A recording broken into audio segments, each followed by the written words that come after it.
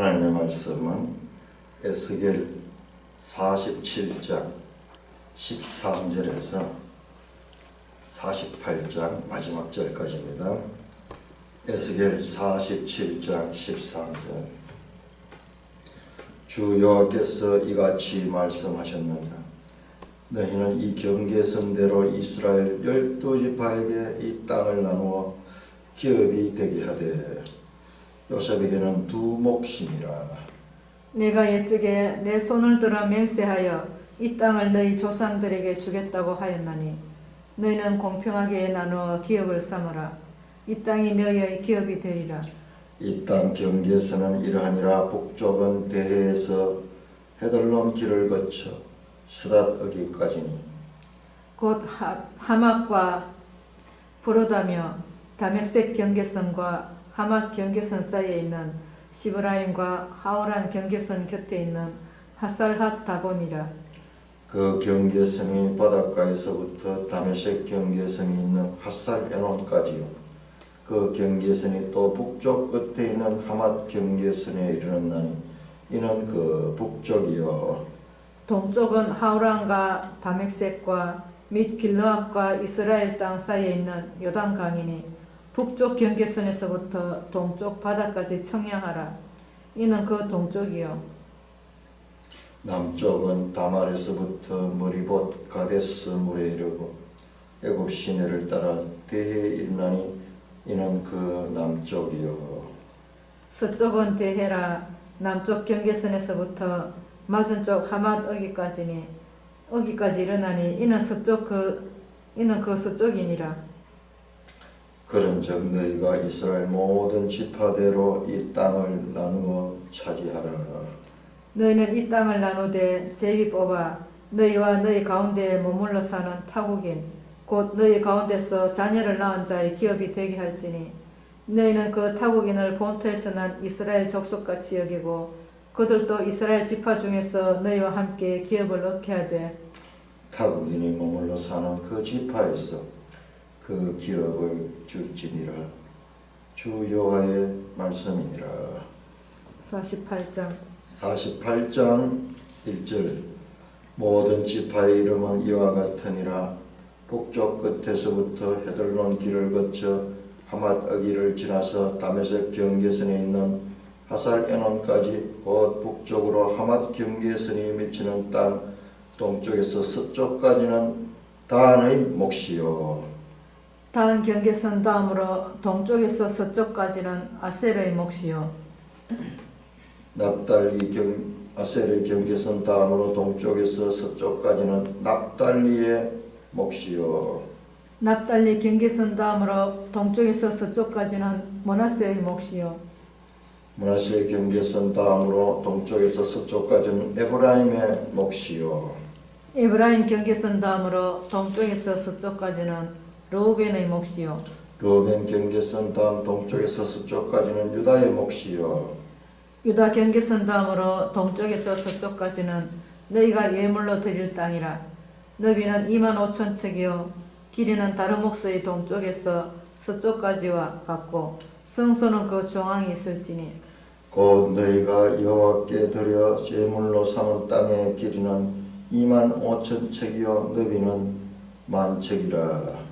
그 드리는 거룩한 땅은 제사장에게 돌릴지니 북쪽으로 길이가 25,000척이요 서쪽으로 너비는 15,000척이요 동쪽으로 너비가 10,000척이요 남쪽으로 길이가 25,000척이라.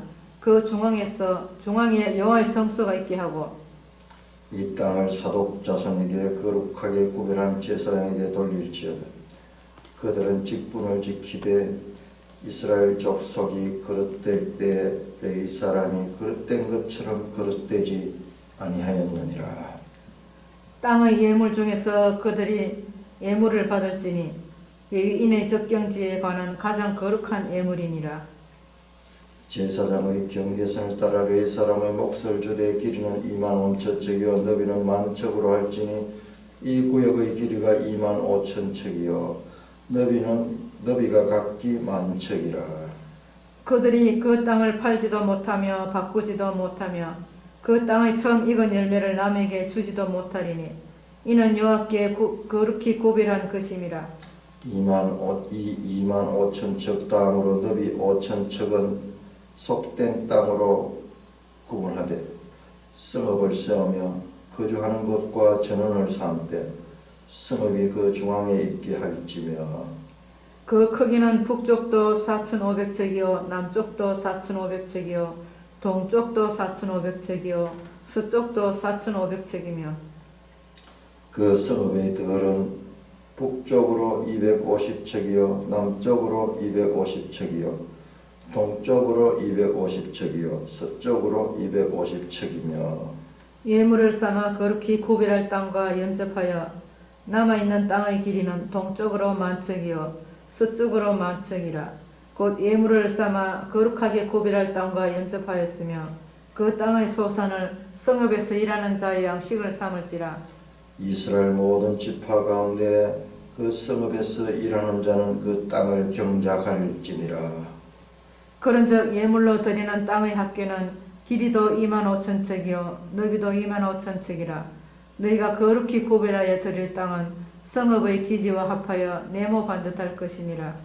거룩하게 구별할 땅의 땅과 성읍의 기지 좌우편에 남은 땅은 군주에게 돌릴지니 곧 거룩하게 구별할 땅의 동쪽을 향한 그 경계선 앞 25,000척과 서쪽을 향한 그 경계선 앞 25,000척이라. 다른 목들과 연접한 땅이니 이것을 군주에게 돌릴 것이며 거룩하게 구별할 땅과 성전의 성소가 그 중앙에 있으리라. 그런즉 군주에게 돌려 그에게 속할 땅은 르이 사람의 기업 좌우편과 성읍의 기지 좌우편이며 유다 지경과 베냐민 지경 사이에 있을지니라. 그 나머지 모든 지파는 동쪽에서 서쪽까지는 베냐민의 몫이요 베냐민 경계선 다음으로 동쪽에서 서쪽까지는 시므온의 몫이요 시몬 경계선 다음으로 동쪽에서 서쪽까지는 이사갈의 몫이요 이사갈 경계선 다음으로 동쪽에서 서쪽까지는 스불론의 몫이요 스불론의 경계선 다음으로 동쪽에서 서쪽까지는 가스의 몫이며 갓 경계선 다음으로 남쪽 경계선은 다말에서부터 머리바 가데스 셈에 이르고 애굽 시내를 따라 대해에 이르나니 이것은 너희가 제비 뽑아 이스라엘 지파에게 나누어 주어 기업이 되게 할 땅이요 또 이것들은 그들의 몫이니라. 주 여호와의 말씀이니라. 그 성읍의 출입구는 이러하니라. 북쪽의 너비가 4,500척이라. 그 성읍의 문들은 이스라엘 지파의 이름을 따를 것인데 북쪽으로 문이 셋이라. 하나는 르벤의 문이요 하나는 유다의 문이요 하나는 레이의 문이며 동쪽의 너비는 4,500척이니 또한 문이 셋이라. 하나는 요셉 문이요 하나는 베냐민 문이요 하나는 단 문이며 남쪽의 너비는 4,500척이니 또한 문이 셋이라. 하나는 시몬의 문이요 하나는 이사갈의 문이요 하나는 스불론의 문이며 서쪽도 4,500척이니 또한 문이 셋이라. 하나는 갓 문이요 하나는 아셀 문이요 하나는 납달리 문이며 그 사방의 합계는 18,000척이라. 그날 후로는 그 성읍의 이름을 여호와 삼마라 하리라. 주님 아버지 은혜를 감사합니다. 에스겔서 이렇게 48장까지 한번 공부할 수 있는 기회를 주셔서 감사드립니다. 이 내용이 얼마나 깊고 넓은지 우리가 시간과 노력을 들였습니다만 비로소 이 내용이 무슨 내용인지 그냥 아웃라인 정도 알게 됩니다. 주님, 하나님의 말씀에 놀라운 뜻들을 더욱 발전적으로 깨달아갈 수 있도록 성령으로 지도하여 주옵소서. 예수님 이름으로 감사하며 기도드리옵나이다. 아멘. 자, 드디어 이제 우리가 에스겔 마지막 장을 공부해요. 마지막 장의 내용은, 자, 우리가 마지막 장에 들어가기 전에 다시 한번 정리를 해야 됩니다. 우리가 이것은 거대한 프로젝트이기 때문에 부분을 보다 보면 큰 걸 놓치게 되는데, 자, 40장에서 48장까지는 에스겔이 50세때 BC 593년 573년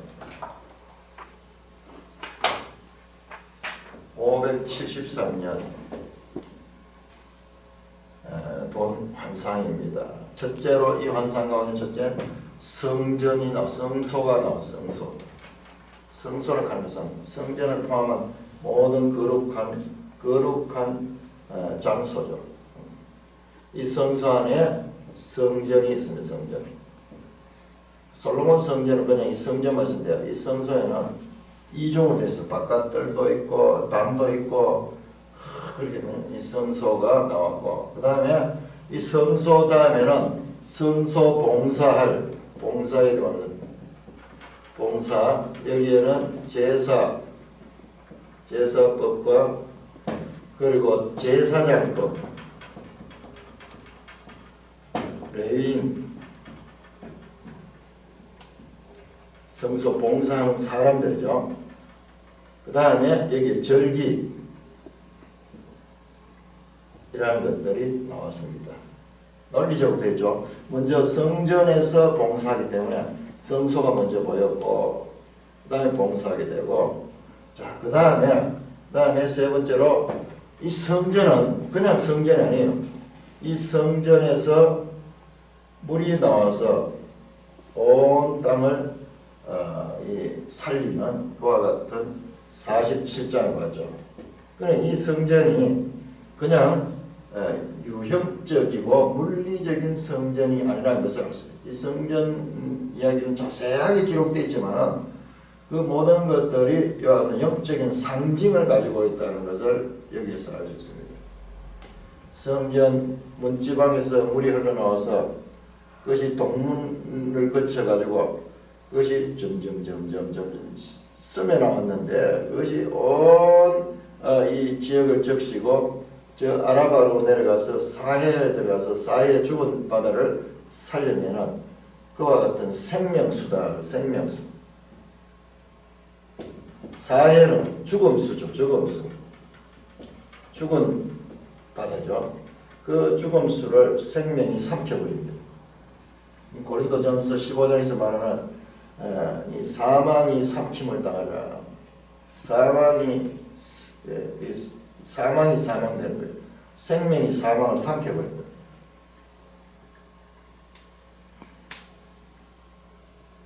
자, 그리고 네 번째는 뭐냐 그러면 이제 이 성전이 회복되고 이제 성전을 둘러싼 이 땅이 지파가 땅을 살 수 있는 땅이 분배됩니다. 땅이 분배되고 이 땅 분배 기사 가운데 가장 중심에 다시 성전이 나와요. 성전. 이번에는 성전의 어떤 그 구체적인 모습이 아니고 성전의 위치가 어디냐? 이스라엘 12지파가 사는 그 속에 성전이 위치하고 있습니다. 땅 분배가 일어나고 여호와께서 성전이 아니고요. 성전과 인접해 있는 성읍이 있는데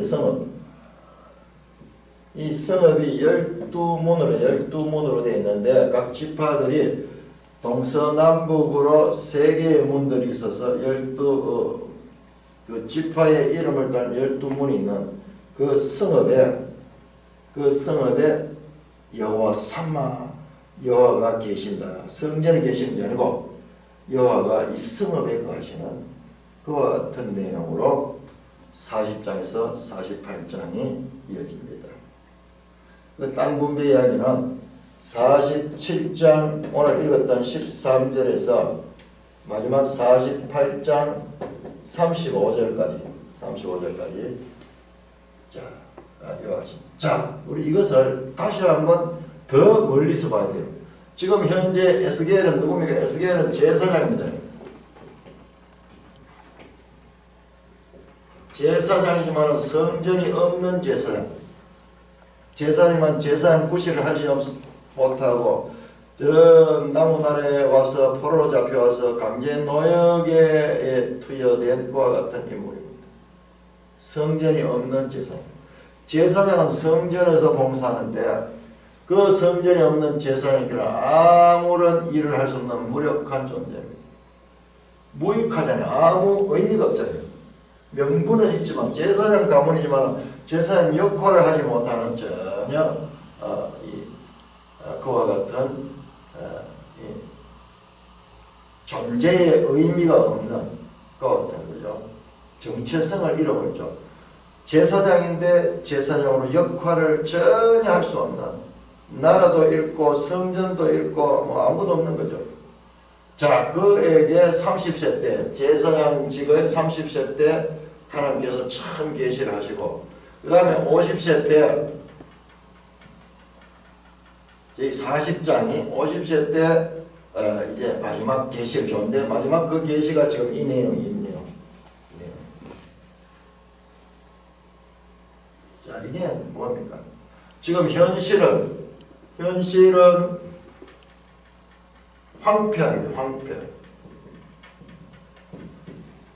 나라는 주권은 빼앗기고, 그리고 그 나라의 이 예루살렘 수도는 다 회파되고, 그리고 성전도 완전히 파괴되어서 바벨론이 그 중요 기구들은 다 자기들 본국으로 가져가 버리고 성전 황폐됐어. 이 현실에 자, 여기서 나오는 성전은 새 성전. 그 다음에 새 땅이 새 땅.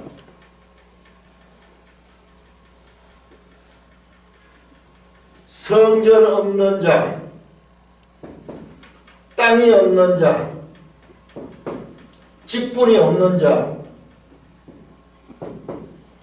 그래서 죽은 자 같은 자, 죽은, 마치 사회처럼 죽은 자 같은 자예요. 이와 같이 아무것도 할 수 없는 그와 같은 상황. 그런데 이 새 성전은 사람의 손으로 지은 게 아닌, 이 새 성전은 하나님께서 보여주는 그와 같은 성전이고 그 새 땅입니다. 현실과 전혀 반대는, 현실에 없는 것, 현실의 모든 것들이 없는 거지만, 그러나 하나님께서는 그 성전을 회복해서 보여주시고, 그 안에 직분을 다시 회복해서 보여주고, 그리고 그 성전에서 생명수가 나와서 죽은 것을 다 살리고, 그것이 점점 퍼져나가지고 온 땅을 살리는 것과 같은 역할을 하고, 그리고 그 성전 속에 다시 그 성전이 아니고 그 새 땅 속에 땅을 분배하는 거예요. 근데 이 땅이 어디냐? 구체적으로 이 땅은 지금 팔레스타인 땅이에요. 자, 그러니까 자세히 보면은 두 가지를 보시죠. 이것은 상징이면서 상징적인 내용이에요. 완전히 상징이에요. 왜냐하면 성소에서 물이 나와가지고 죽은 걸 다 살린다 하는 걸 보면 이건 상징이에요, 상징. 상징에도 불구하고 그렇게 구체적으로 척수를 재고 뭐 그렇게 했던 건 그럼 도대체 뭐냐? 그 위치와 구조를 설명했던 건 뭐냐? 상징인데 그렇게 할 이유가 뭐 있느냐? 자, 그것은 이 상징적인 일이 반드시 필히 성취된다는 것을 알고 성취돼요. 자, 그러면 상징적인 것을 또한 땅 분배를 보면 이게 실제 그 땅이거든요. 실제 그 땅이거든요. 저 동쪽으로는 요단강까지예요. 요단 동편에는 없어요. 요단강 가지고 서쪽은 지중해까지. 지금 그 땅 맞아요. 그 땅 맞아요. 그런데 한 가지 이 땅 분배에 있어서 자세하게 설명하지만 안 되는 거는 이 동쪽에서 서쪽까지 경계가 구체적으로 나오지 않아요. 그냥 마치 직선을 끈듯이 그렇게 도면상의 경계가 지금 동에서 서까지. 사실상 이 동에서가 평면이 아니고 여기 굴곡진 땅이고 이렇기 때문에 그렇게 끌 수가 없어요. 요즘 그 이야기는 없어요. 자, 이것도 보면은 실제적인 그 땅, 그 현실의 그 땅을 분배하는 이야기가 있지만은, 그러나 그것은 그 땅 분배가 이 실제적인 그 땅 분배 이상의 의미를 가지고 있는, 의미적인, 신학적인 땅 분배예요. 실제적인 땅 분배라기보다는. 그리고 실제로 이와 같은 땅 분배는 된 적도 없고, 실제적으로 이 땅에 돌아올 백성은 유다 지파밖에 없어요. 유다 지파밖에. 베냐민 지파나 유다 지파밖에 없습니다. 나머지 10지파는 지금 없어졌어요. 그 12지파가 다시 이렇게 나오고, 그 다음에 땅 분배에서 가장 중요한 건 그 땅 분배 중간에 이 성소가 있는 거룩한 땅, 하나님께 바치는 땅이 있는 거예요. 이것 보면은 상징적인 것인데, 이것은 반드시 성취된다. 상징적인 의미와 그 다음에 실제적인 의미가, 실제적인 그 이 현실이 같이 붙어 있을 거죠. 같이 붙어 있어요. 예를 들면 척도를 지은다든지 구조를 이야기하든지, 그 다음에 땅을 구체적으로 어디에서 한다든지, 이건 실제 구체적인 거예요. 그러나 그 속에 또한 상징적이고 영적인 것이 있어요. 그러니까 이 현실을 통해서, 실제를 이용해서 하나님의 영적인 상징을 그 속에 담고 있는 그와 같은 것이 이 40장에서 48장, 이 완전히 죽은 자 같은 황폐한 그 입장에 있던 그 이스라엘 백성에게 이와 같이 하나님께서 살리시는, 그래서 회복하시고, 그리고 하나님의 중심에서 모든 세상을 다스리시는 그 하나님의 후속의 모든 역사를 종결하는 결론을 지금 보여주고 있는 내용이 에스겔 40장에서 48장의 내용이다. 어마어마한 내용이요. 그 모든 성경의 최종 완성이 뭐냐? 여호와 삼마, 여호와가 거기에 계신다. 여호와가 왕으로 그 성읍에서 통치하는 그 이야기가 에스겔 40장에서 48장이랍니다. 우리가 성경을 다 알아도 이 에스겔 40장에서 48장에 나오는 최종적인 하나님의 구원의 궁극적인 그와 같은 이 결론의 내용들을 우리가 알지 못하면 하나님을 알지 못하는 거예요. 이 내용이 좀 어렵지만 여기에 엄청난 하나님의 뜻이 그 속에 담겨있다. 자, 우리는요, 자, 그런데 하나님 나라인데 어떻게 어떤 데 보면 되게 현실적이거든요. 그런데 그거는요, 우리에게 하나님의 나라를 하나님 방법에서 가르쳐 주면 우리는 이해할 수 없어요. 우리 이 세상 일도 조금 어려운 일이 있어, 수학 공식이라든지 과학적인 그런 세상, 우리가 지금 이해 안 되잖아요. 지금 어떻게 휴대폰이 이렇게 연결이 돼가지고 온 세계가 이렇게 인터넷으로 연결돼가지고, 나는 아직도 라디오가 왜 어떻게 소리 나는지 이해 못하겠어요. 너무 신기해요. 우리는 그냥 사니까는 익숙해서 그렇지 사실 우리는 알지 못해요.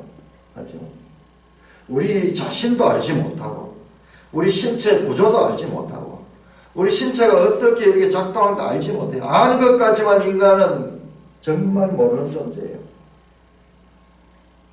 그들에게 저 하늘의 크고 놀라운 뜻을 가르쳐 주시는데, 가르쳐 주는 방법이 눈높이에 맞춰서 그렇게밖에 가르쳐 줄 수 없어요.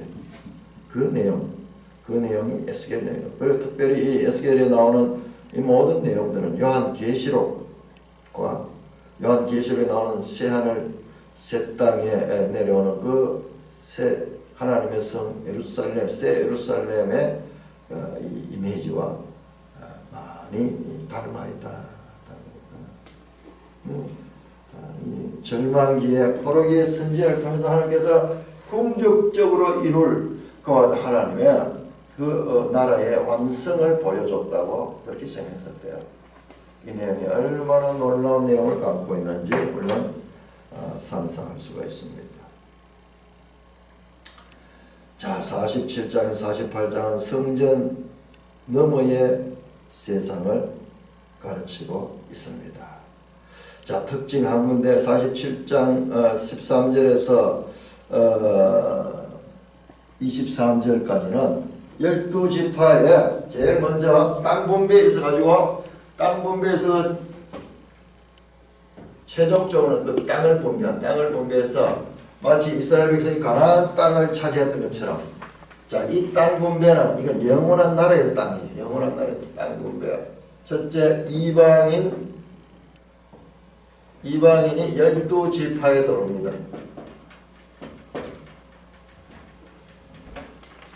중요하죠. 그러니까 우리 신약 들어가면 제일 먼저는 이방인 문제, 유대인뿐만 아니라 이방인이 하나님 나라에 들어오는 거예요. 이방.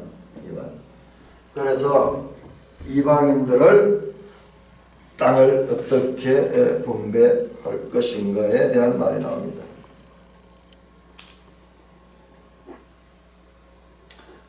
이방인에 나누기 전에, 이방인 전에 땅의 경계를 이야기합니다. 땅의 경계. 땅의 경계는 이스라엘 땅 가운데서, 자, 실제 이스라엘 땅입니다. 갈릴리 호수가 있고, 그 다음에 여기 사해가 있습니다. 실제 이스라엘 땅 이 북쪽 하맛 끝에는 한 이 정도 돼요. 이 갈릴리보다 조금 더 위에 하맛 정도. 그 다음에 여러 가지 지명이 나오는데 성경에 안 나오는 지명들이에요. 알아볼 수 있는 건 하맛 또는 다메섹 정도로 알겠어요. 다메섹. 자, 북쪽 경계입니다. 북쪽 경계. 남쪽 경계는 어디냐면 남쪽 경계는 한 이 정도 돼요. 이 정도 돼요. 거기 요단강이 실제 나오거든요. 남쪽 경계는 여기 어디 애국 시내. 그 실제로 이스라엘 백성들이 거주했던 땅과 좀 비슷해요. 북쪽이 조금 더 올라가는 것 같아요. 그러나 이 땅이라고 하면 조금 변경이 있어요. 다윗 때는, 솔로몬 때는 더 넓혔고, 그 다음에 나중에 또 줄어들기도 했는데요. 자, 이와 같은 경계로, 이쪽은 지중해. 대해입니다. 대해. 그 다음에 여기 바다들이 있어요. 갈릴리. 그 다음에 사해. 그리고 요단강. 요단강 동쪽에 원래 여기에 므낫세 반지파, 그리고 갓 지파, 그렇게 있었죠. 길랏 땅, 여기 있었죠. 이 사람들은 이 땅은 없습니다. 이 땅은 없어요. 이 땅이 왜 없느냐? 원래 이 땅은 가나안 이 동편의 이 땅은 원래 하나님께서 준 약속의 땅이 아니에요. 다시 우리가 그 민수기 신명기를 돌아가 보면요, 그때 이 가나안 동편에 있던 두 지파 반, 므낫세 반 지파, 그리고 갓 지파, 또 무슨 지파입니까? 르벤 지파. 이 세 지파가요, 자기들이 요구를 합니다. 모세한테. 우리는 여기 있겠다 하는 약속 땅 아니에요. 자기들의 의지로 얻은 땅. 여기 살기 좋고 목축하기 좋으니까는 르벤 지파, 갓 지파, 므낫세 반 지파 여기에 있습니다. 요단 동편 없어요. 요단 동편이 없다는 것은 다시 하나님의 원래 약속, 약속대로, 때로는 하나님의 약속 바깥의 것도 허락해 주지만은 그러나 하나님의 뜻은 아니었어요. 이 두 지파 반이 잘 살았느냐? 그렇지 못해요. 그렇지 못합니다. 그 사람의 판단이 하나님의 약속이 중요합니다. 자, 그렇게 해서 큰 땅의 경계를 먼저 정해줬습니다. 그 다음에 공평하게 나누라. 공평하게. 이 땅은 애적에 내가 손을 들어 나눠주겠다. 아브라함 때부터 시작해서 계속 말씀하신 거죠. 말씀하는 거죠. 창세기 12장 7절부터 시작해서 지금 이때까지 계속 반복되었던 그 땅인데, 그 땅에서 지금 이스라엘 백성은 쫓겨나가지고 현재 그 나라가 망한 상태에 있습니다. 그런데 다시 이 땅을 지금 나누어 주겠다고 말씀합니다. 자, 13절, 15절. 이 땅의 경계선은 이나라 북쪽은 대해에서 해돋는 길것자 하마스다까지. 자, 북쪽은 이 대해에서부터 이렇게 지금 거리를 지금 경계선을 내고 있습니다.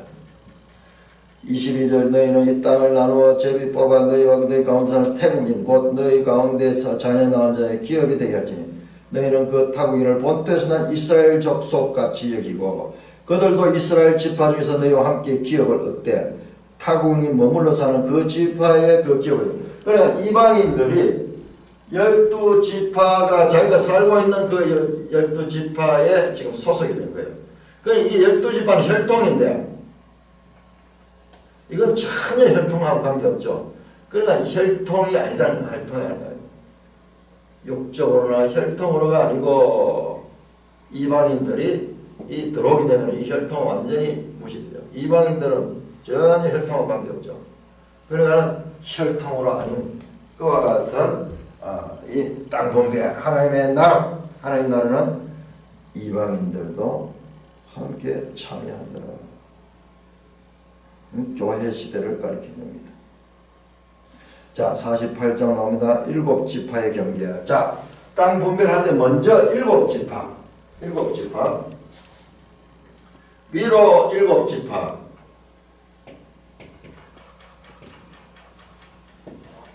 자 아래로 5지파 이렇게 나옵니다. 자 7지파를 경계하는데 제일 위에는 단지파예요. 단지파. 그 다음에 뭡니까? 아셀입니까? 아셀 지파입니까? 자, 그 다음에 3개, 4개, 5개, 6개, 7개 해서 여기에는 유다 지파예요. 유다 아마 에브라임, 므낫세 그 위에 지파들이 있습니다. 자 볼까요? 단 지파고 그 다음에 아셀이고 납달리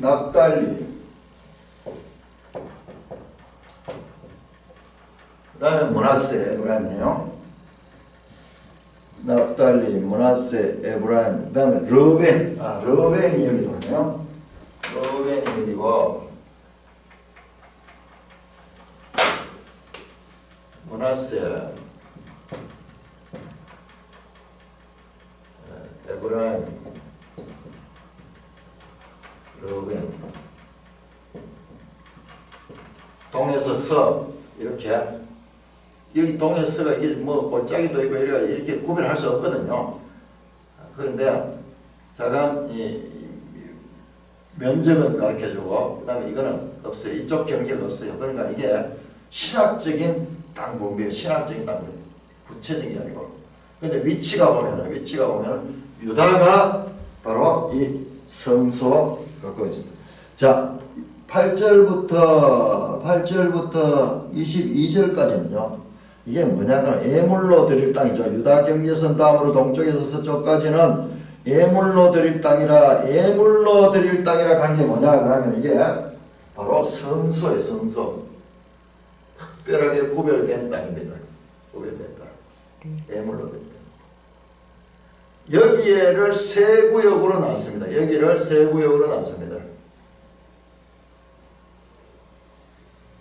나오고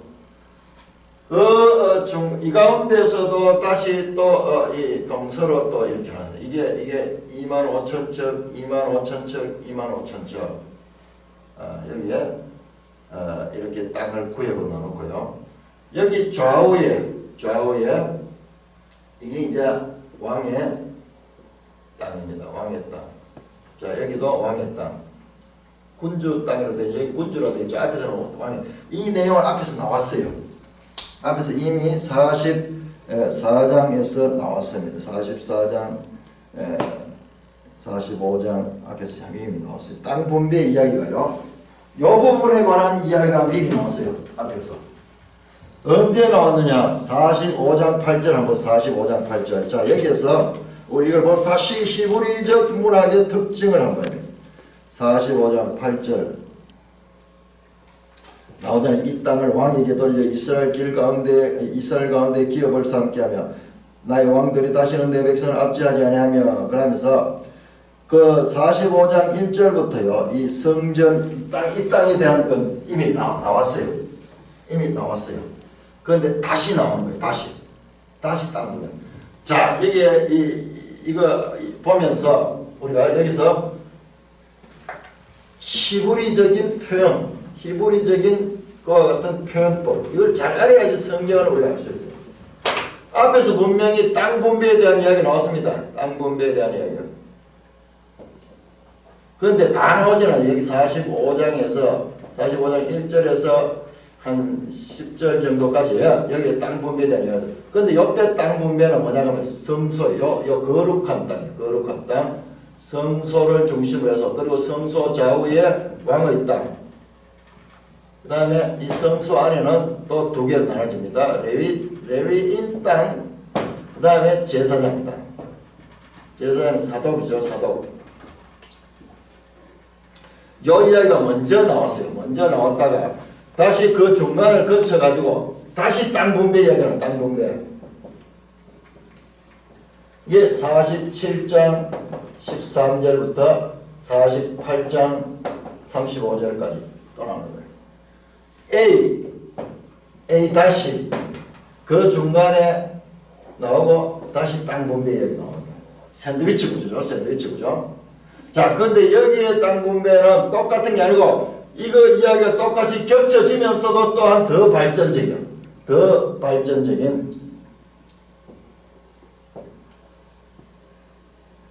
이 땅 분배 이야기뿐만 아니라 이 땅 분배 이야기는 다시 반복되지만 그 다음에 12지파 땅 분배까지 나오고 그 성읍에 대한 이야기까지도 다시 나오고 있는 것입니다. 그 이 구조로 이 샌드위치 구조가 계속 발견되는 거예요. 땅 분배 이야기 했으면 계속 바로 하지. 왜 여기 지금 하다가 다시 땅 이야기 실컷 하다가 다시 땅 분배 이야기 하느냐. 우리가 봤을 때 그렇게 보이는데 이건 성경 나름대로는 하나의 이게 또 법칙 질서예요. 질서. 그래서 뭐냐. 이 전체를 통해서 말씀하시고 있다. 이게 히브리 사상. 사고 구조라고 할까요? 사고 구조. 그거 참 어리석어 보여요.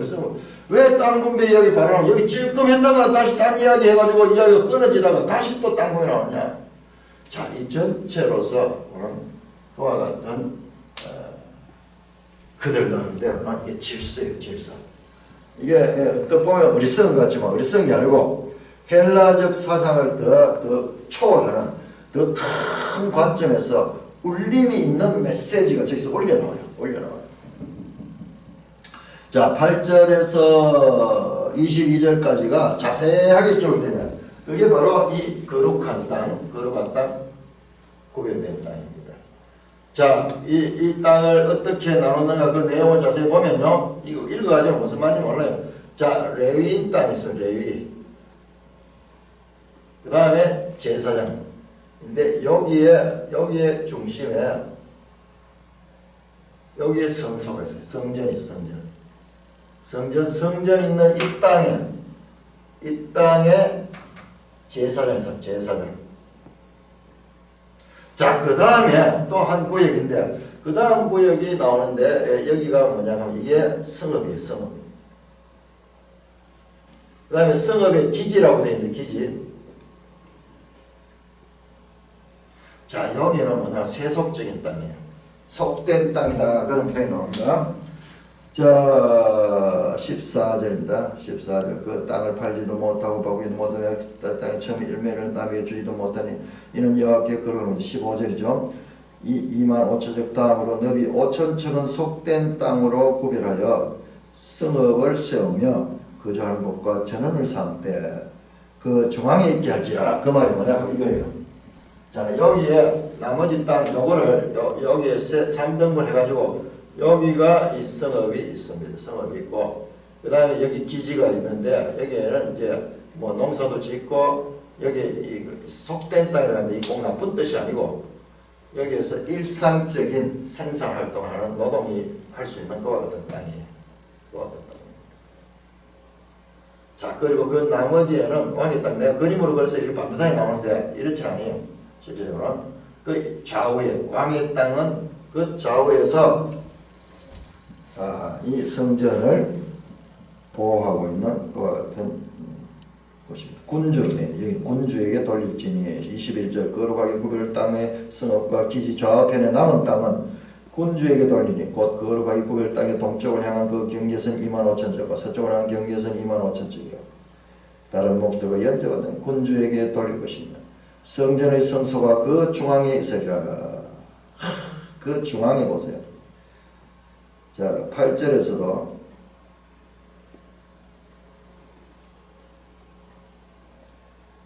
유다 경계선 다음으로 동쪽 서쪽까지 너희의 물들 땅에 너비는 25,000의 길이는 다른 쪽에 동쪽에서 서쪽까지 갔고 성소는 그 중앙에 있으리라. 자 성소가 이스라엘 백성들의 중앙에 전체 땅 중에 이 중앙에 성소가 위치하고 있습니다. 이 그림이 나오잖아요. 그림이 뭐냐? 이 하나님 나라 새 하늘 새 땅 속에 회복된 그 땅의 중심에는 성소가 하나님의 그 왕이시다. 하나님의 그 왕이다. 여기 왕이라고 하고 군주라고 했느냐? 군주 앞에서는 왕이라고 했어요. 그래서 내가 지금 통일시켰는데 군주라고 했느냐? 이게 군주라는 말이 이게 멜렉이라는 왕이 아니고 이게 왕으로도 표현할 수 있지만은 그 통치하는 자다라고 표현할 수 있는 나시라고 나시. 이 독특한 표현인데 그러니까 이건 뭐냐면 멜렉 왕은 하나님이시고 그 군주로서 실제적인 이 땅의 대리 통치자를 가지고 또 대리 통치자를 가지고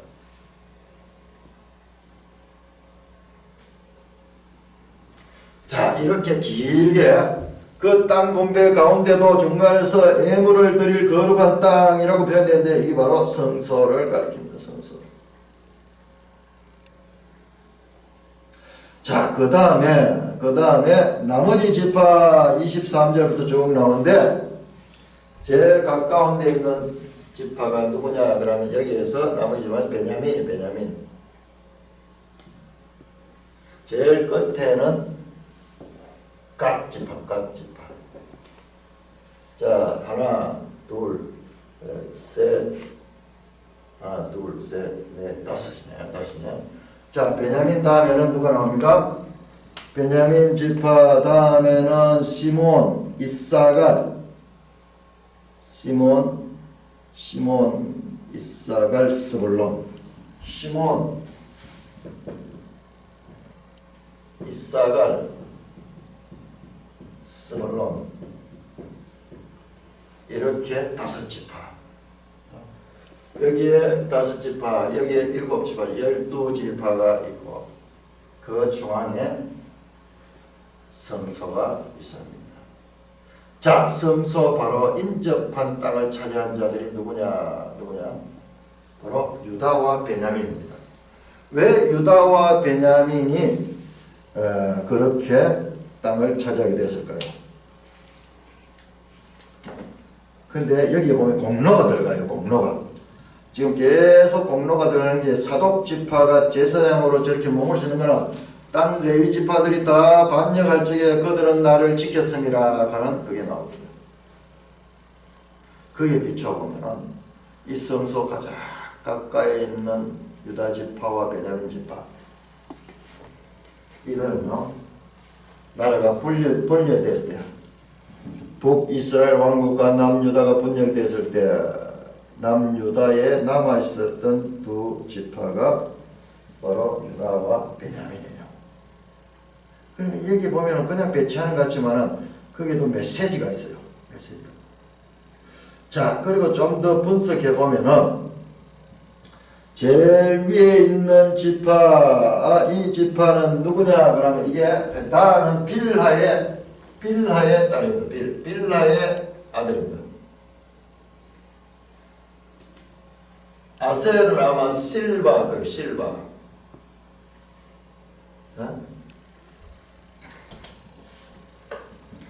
그렇네요. 그 다음에 납달리도 다시 빌하입니다. 빌하. 어떻게 됩니까? 빌하는 누구입니까? 누구의 이 여종입니까? 라헬, 레아 실바. 그죠? 레아 실바. 라헬이죠. 라헬. 그 다음에 레아입니다. 자, 므낫세는 누구죠? 므낫세와 에브라임은 이거는 야곱의 아들들 아니잖아요. 야곱의 아들.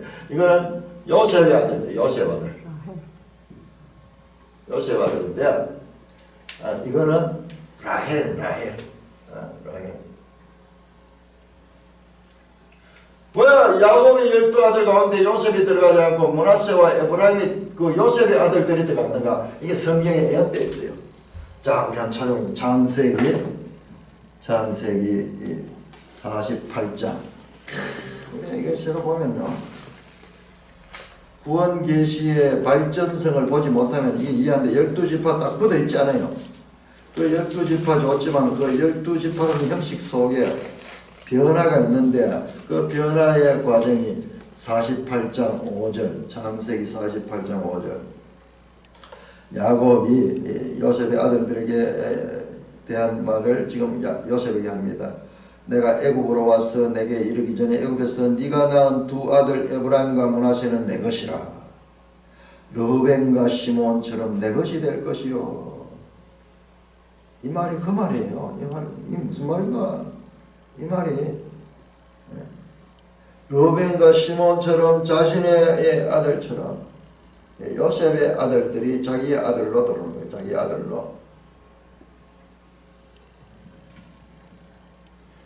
야곱의 12아들 가운데 요셉의 아들이 들어오고 있습니다. 르벤과 시몬처럼 네가 낳은, 그리고 손자죠. 에브라임과 므낫세는 내 것이라. 자, 21장 22절. 이스라엘이 야곱이죠. 요셉에게 이르되 나는 죽으나 하나님이 너희와 함께 계시다 너희를 인도하여 너희 조상의 땅으로 돌아가게 하시리라. 내가 내게 네 형제보다 세겜 땅을 더 주었느니 이는 네가 칼과 활로 아모리 족속의 손에서 빼앗을 것이라. 자, 20절에 보면은 그 에브라임과 므낫세 이야기를 하면서 두 몫으로 주겠다는 약속이 나옵니다. 이 성경이에요. 그러니까 이 내용을 지금 알려고 하면 과거의 창세기를 자세히 알지 못하면 이건 풀어지지 않는 거예요. 성경을 공부하면 할수록 성경은 창세기부터 해서 이 이야기들이 계속 연속된다는 것을 또 확인합니다. 르벤 누구 아들입니까? 레아죠. 레아. 르벤은 레아의 아들이고, 자, 유다는 누굽니까? 레아죠. 레아의 아들입니다. 자, 베냐민은 누구의 아들입니까? 베냐민은 라헬이죠. 라헬은 두 아들을 낳았습니다. 요셉과 베냐민 두 아들 낳고, 시몬 레아죠. 자, 이사갈 우리 되죠.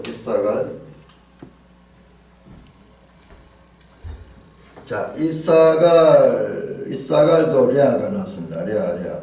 제일 끝에 갓은 실바예요. 맞습니다.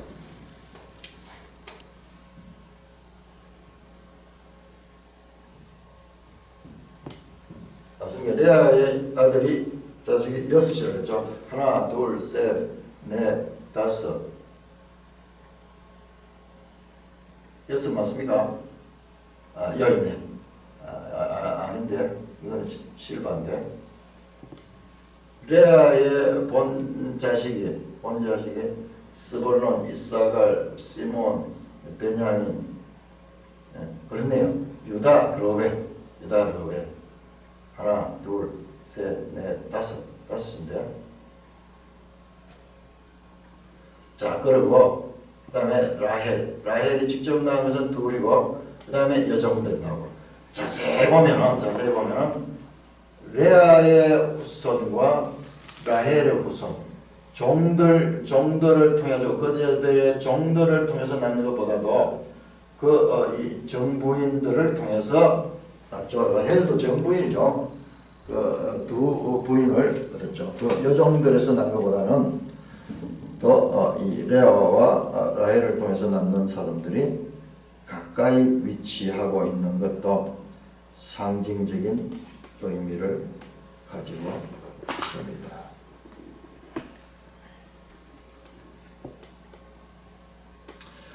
자, 이렇게 12지파가 이 땅을 나누게 됩니다. 자, 그 다음에 30절에서 35절까지 마지막은요, 이 마지막은 이렇게 땅 전체를 이야기하고 나면 그 다음에는 성읍의 출입구는 성읍으로 들어가면 성읍. 자, 성읍은 얼마나 그러면 성읍은 여기에요. 여기 거룩한 땅에 있는 성읍이에요. 그런데 이 성읍을 좀 확대해서 보면은 이 성읍도 아마 이 정방이 되어 있어. 이 성읍에 문이 3개씩 있어. 각 반에 문이 하나, 둘, 3개씩. 문이 이렇게 각 면에 3개. 3, 4, 12, 12문이 있는데 이 12문들이 전부 다 이 12지파의 이름으로 동서남북으로 그렇게 되어 있습니다. 제일 먼저 북쪽으로 문이 셋이라 르벤, 유다, 레위. 동쪽으로 문이 셋이라 요셉, 베냐민, 단. 여기 또 왜 요셉이냐? 남쪽으로는 사촌의 문이 셋이라 하는 시몬, 이사갈, 스불론. 서쪽으로 문이 셋이라. 자, 왜 그런지 아십니까? 자, 여기에 문에는요, 이거하고 조금 다릅니다. 뭐가 다르냐? 므낫세, 에브라임이 둘이가 나오고 요셉으로 해서 하나로 나오고, 여기에 빠져있던 지파는 레위 지파가 여기 들어가네요. 레위 지파가. 그래서 12지파에 이 문 있는 성이 나옵니다. 자, 우리 요한계시록 한번 볼까요? 요한계시록 21장.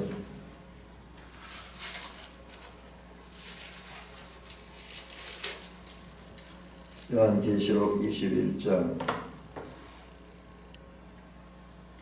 12절 같이 있습니다. 시작. 크고 높은 성곽이 있고 12문이 있는데 문에 12천사가 있고 그 문들 위에 이름을 썼으니 이스라엘 자손 12지파의 이름들이라. 동쪽의 세 문, 북쪽의 세 문, 남쪽의 세 문, 서쪽의 세 문이요. 참, 이게 풀어졌어요. 자, 우리가 보면 세루살렘 성이 보면은 반대로 돼요. 우리 생각에는 기초석이 12지파고 그 다음에 문은 12사도로 되어 있어야 될 것 같은데 기초석이 12사도고요. 문이 12지파로 되어 있어요. 그러잖아요. 구약의 기초 12지파에서 12사도가 나중에 나왔는데 의해가지고 이 세루살렘은 그거로 되어 있어요. 기초가 12사도고 12지파는 수도 많고 그 다음에 역사를 통해서 계속 이어져 있는 그 민족인데 그게 문이 되고 오히려 12사도는 뭐 사실 개인적이잖아요. 개인이고 그 다음에 역사도 뭐 없고 그런데 오히려 반대로 되어 있어. 12사도가 기초석이고 12지파가 문인 그 구조를 늘 이상하게 생각하는데 그 답이 여기서 풀어졌어요. 바로 이 세루살렘 성은 에스겔 이 성을 지금 이어받고 있기 때문에 그런 거야. 이어받고.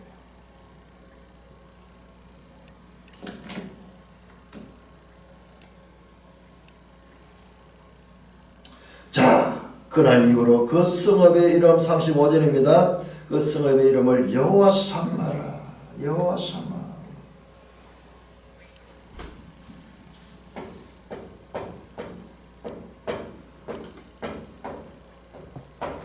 여호와 삼마. 여호와께서 어디 거기에 거하신다. 어디에 성전이 아니에요. 성전이 아니에요. 성전이 아니고 이 성읍은 12지파가 다 돌아온 것이에요. 문들은 각각 다르지만 이곳에 들어오면 이 안에 하나가 됩니다. 하나가 됩니다. 여러 가지 문들이죠. 성읍이 이 성읍이 어떤 것이냐 속된 곳이라고. 속된 곳.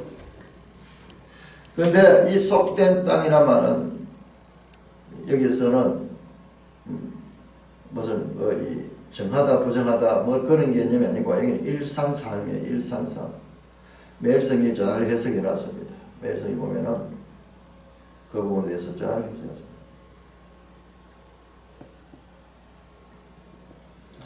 멜성경 이 두 번째 단락 해설을 보면 가장 가운데 있는 땅을 구별하여 그 중앙에 성소를 세우십니다. 그 옆에 12지파를 상징하는 문이 있는 성읍을 세우시고 성읍의 이름을 여호와께서 거기 거하신다는 뜻의 여호와 삼마로 명명하십니다. 이로써 모든 이스라엘 백성의 삶이 하나님을 중심으로 이루어지게 하시고 하나님만이 그들의 존재의 근거가 되게 하십니다. 하나님을 중심에 두는 태도는 성전에서 이루어지는 종교 의식에만 나타나지 않고 생산하고 소비하는 모든 일상생활에도 실현됩니다. 나의 일터와 집에서 하나님은 어디에 계십니까? 삶의 중심은 변두리에 계신가? 하나님을 성전 안에다 가둬둘 것이 아니라 하나님이 이 우리의 일상 가운데 우리의 삶의 현장 가운데 하나님이 함께 하시는 이 개혁주의 신학의 궁극적인 가르침이 이거예요. 삶의 주권, 우리의 삶의 현장에서 하나님을 주권자로 모시는 이것이 하나님이 계시하시는 그와 같은 성읍이고 여호와 샴마 하나님이 거하시는 거예요. 이게 하나님의 소원이에요. 하나님의 소원. 여호와 샴마. 이게 바로 뭐냐? 이게 바로 임마누엘입니다.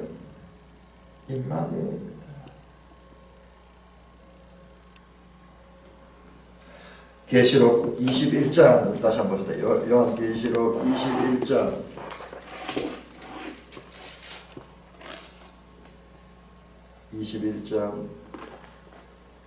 3절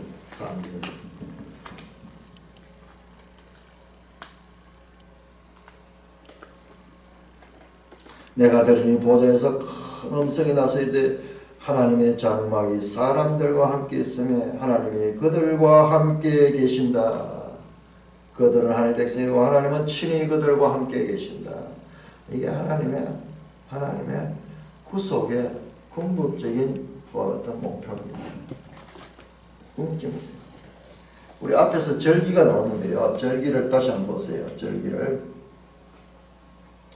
절기가 나오는데 그 절기가 어디에 나오냐 그러면은 45장 18절에서 25절까지 여기에 절기 끝이 뭐냐 7째 달 15째 날 7일 동안 명절을 지켜. 이 날이 바로 장막절 또는 초막절 또는 수장절. 이게 가지는 것이 바로 여호와의 장막이 그들과 함께 있는 것입니다. 이게 하나님 나라예요. 하나님의 통치가 이처럼 모든 지파들의 삶의 중심에 성전이고 하나님은 이 성전뿐만 아니라 이 성읍에 거주하면서 이 12지파는 이방인들이 다 들어있죠. 그들 가운데 하나님께서 거하시며 통치하시는 그 나라를 우리에게 보여주고 있고 이것이 바로 임마누엘 히브리어예요. 헬라어가 아니고 임마누엘.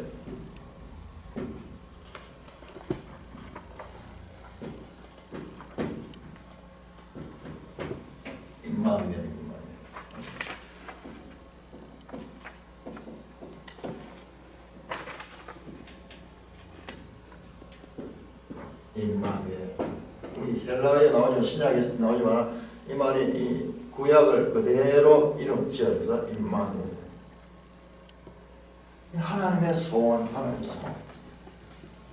하나님이 그 땅을 다시 회복하시고 하나님 그 안에 거하시면서 모든 그 백성들이 하나님의 그 백성들 성소에서 물이 나와서 어디적죠? 하나님의 말씀을 중심으로 해서 다시 모든 지파가 생명했어요. 이 경계도 없이 이 경계가 있는 것처럼 없어요. 옆으로 이 없어도 서로 어떻게 서로 살아내는 거예요. 이전에는 이게 없어 경계가 늘 문제가 됐지만 여기는 경계가 분명히 나와 있잖아요. 그냥 동쪽에서 서쪽까지 되어 있거든요. 자, 이것들은 이 경계가 구별되지 않아도 잘 살 수 있는 그 나라입니다.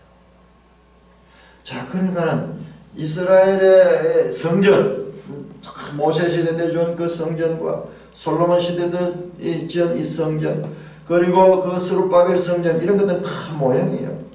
그 건물에 갇힌 거예요. 궁극적으로 이와 같은 하나님의 통치를 다스리는 것을 보여주기 위한 그와 같은 열려있는 그와 같은 것이었지, 그 건물에 닫혀있는 것이 아니었습니다. 궁극적으로 하늘 성소야. 하늘 성소. 그 성막과 성소는 결과적으로 이 하늘 성소를 보여주기 위한 하나의 과정이었습니다. 과정. 이 성전이 그렇게 중요한 거예요. 자, 여기에서 좀 더 자세히 보면은 이 성소가 있는 자리가 예루살렘이 아니에요. 예루살렘보다 조금 더 위로가 있어요. 그래서 이 부분을 전문적으로 연구한 성경신학자인데, 이게 어디냐 그러면 여기가 실로예요. 실로. 원래 실로가 성소인데 그 실로가 황폐하게 됐잖아요. 실로. 그래서 예루살렘으로 다윗 때 옮겨졌잖아요. 그런데 회복되는 것은 보니까는 지금 예루살렘이 부패하고 다 폐망이잖아요. 예루살렘이 아니고 그보다 좀 더 북쪽으로 올라가 있는 것은 바로 이 원래 예루살렘 이전 원래 하나님 뜻이 회복된 거예요. 그것도 그렇죠. 여간 동편에 또 사람이 없는 것이, 여간 동편에도 없는 것이 원래대로도 하나님의 약속대로 원래대로 사람이 인위적으로 중간에 했는 거 하나님은 허용을 해줬지만은 그것은 결국은 약속과는 관계없는 거. 엄청난 메시지가 지금 던져지고 있습니다.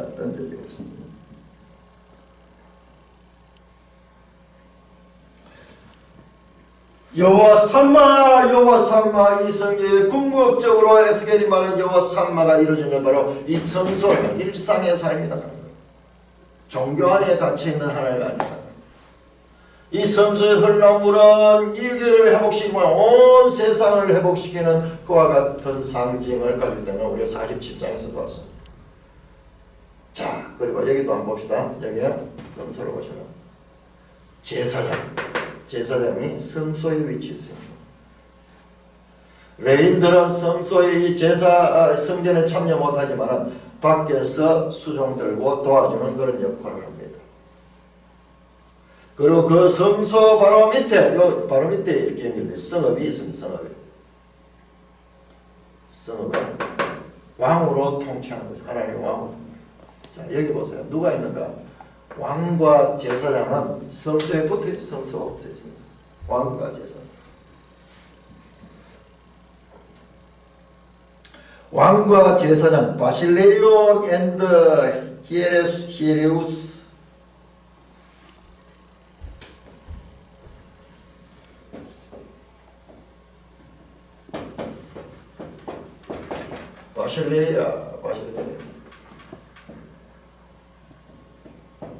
바실레야 이게 우리 왕이라고도 번역하지만요, 나라라고 우리 많이 번역했어요. 나라라기보다는 왕이 왕 통치를 가리키고 바실레야. 자, 우리 요한계시록 1장 요한계시록 1장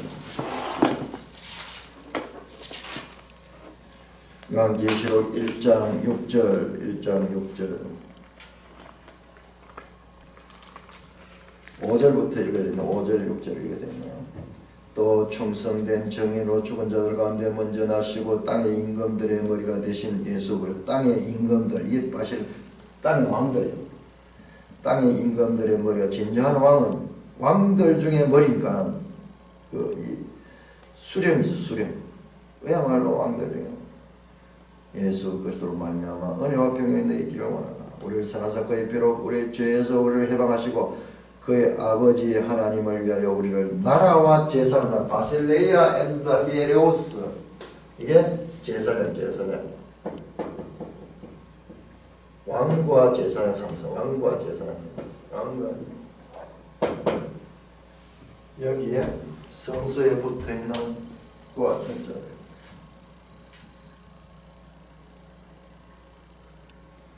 베드로 사도는 너희가 다 왕같은 제사장이라고 말했습니다. 자, 계시록 20장 6절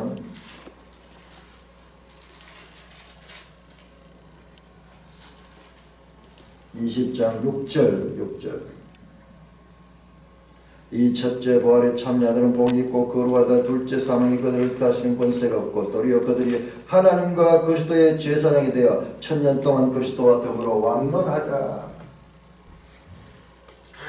지금 이게 결과적으로는 이게 교회 그리스도인들의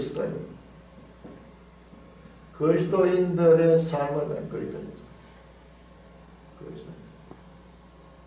왕과 제사장 산다. 왕과 제사장 가장 성소 가까이, 아니 성소가 그들 가운데 들어와서 그들을 통치하는 그와 같은 삶을 이 에스겔 내용은 말씀하고 있습니다. 본문에 등장하는 땅 분배의 내용은 역사적 지리가 아닌 신학적 지리입니다. 이 말이 됩니까? 신학적 지리. 역사적 실제 그 땅이 아니고 그 땅을 빌려서 말하고 있지만 실제로 중요한 것은 하나님의 그와 같은 뜻을, 이 영적인 그와 같은 땅을 말씀하고 있는 것입니다. 말씀드렸듯이 요단 동쪽이 없어진 것도 그렇습니다. 줄어들 게 아니에요. 원래 하나님 말씀대로 여호와 삼아, 하나님이 그 백성과 함께한다. 제가 오늘 이 에스겔 말씀을 이제 마치면서 느끼는 것이요, 이게 에스겔서가 전부 다 요한복음과 다 연결돼 있어요. 과제를 하자면서 요한복음과 에스겔의 관계예요. 보세요. 나는 이 양의 문이다. 그래서 내가 길이요 진리요 전부 저기 나온 거. 나는 생명의 떡이다. 나는 너희를 위해 처소를 예배하러 간다. 이 모든 것들이요, 모든 것들이에요. 예수 그리스도를 가리고 그 요한복음과 그러니까 요한문은 요한복음을 비롯해서 저 요한계시록까지 이것이 에스겔과 밀접한 연관을 가지고 있다. 요한계시록 똑같아요. 하나님께서 높은 산에 둘러가 계시를 보게 돼. 계시를 보게 돼. 이렇게 이 에스겔을 마치면서 에스겔과 연관되는 또한 요한계시록 및 요한복음, 이 관계도 새롭게 떠올리게 됩니다. 하나님 66권 책을 주셨는데 구석구석 하나님의 이 뜻을 드러내기 위하여 이렇게 이 책을 우리에게 주셨습니다. 우리는 이 책을 우리 길의 등이요, 우리 발의 이 빛으로 여겼어. 이 말씀으로 방향을 잡고 살아가며 이 땅의 삶이 단지 목숨의 삶이 아니라 그 하나님이 원하시고 기뻐하시는 영원한 하나님 나라의 백성된 삶을 어디에서? 성읍에서 이루면 살아야 될 것을 에스겔이 강하게 강조하는 것을 깨닫는 하나님 나라 백성 되기를 주님의 이름으로 축원합니다.